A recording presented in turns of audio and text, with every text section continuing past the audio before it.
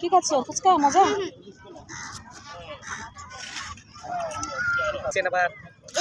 Viral হয়ে যাবো। কি করছেন?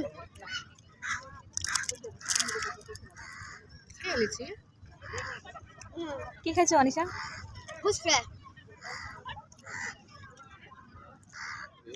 আমার ফুচকা খুব ভালো লাগে। তোমার ফুচকা খুব ভালো লাগে? আমার ফুচকা হেবি ভালো লাগে। আচ্ছা, ভালো লাগে, খাও।